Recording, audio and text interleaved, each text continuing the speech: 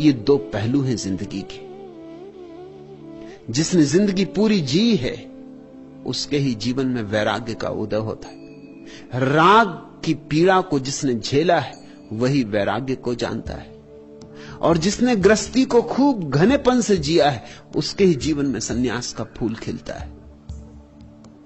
नहीं, मैं तुम्हें सलाह न दूंगा कि संसार से भाग जाओ।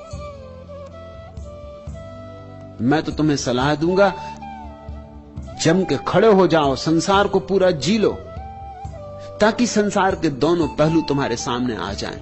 पूरा सिक्का तुम पहचान लो। उस पहचान में ही सिक्का हाथ से छूट जाता है। जादू के टूटने में देर नहीं लगती,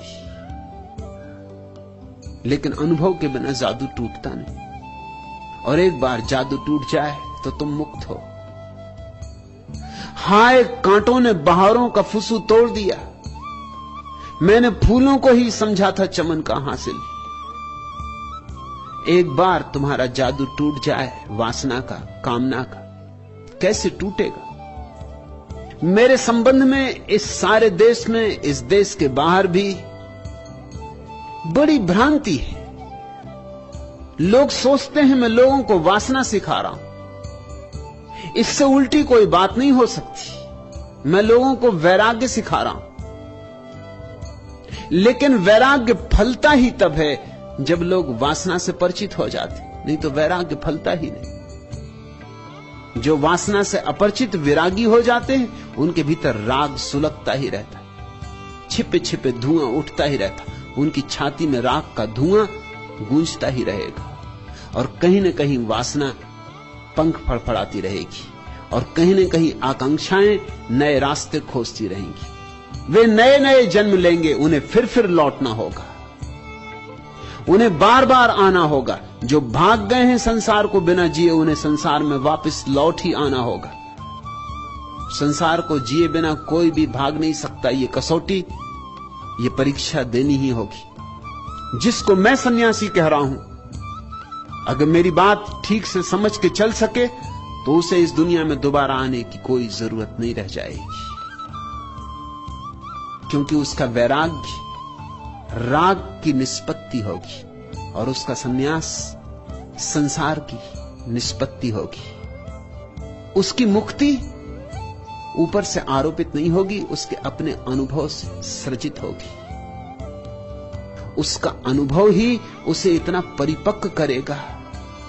उसकी पीड़ाएं जीवन की ही उसे जगाएंगी।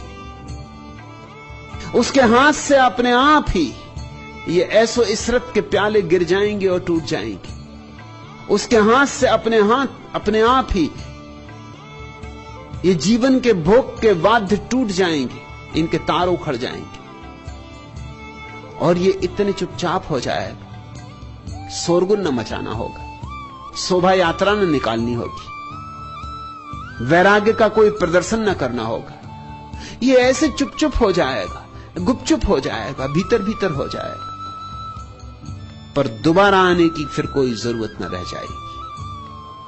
मैं तुम्हें एक सन्यास दे रहा हूं जो संसार के बाहर होने के लिए सर्वाधिक शक्तिशाली उपाय है, मगर बहुत थोड़े से समझदार लोग समझ सकेंगे।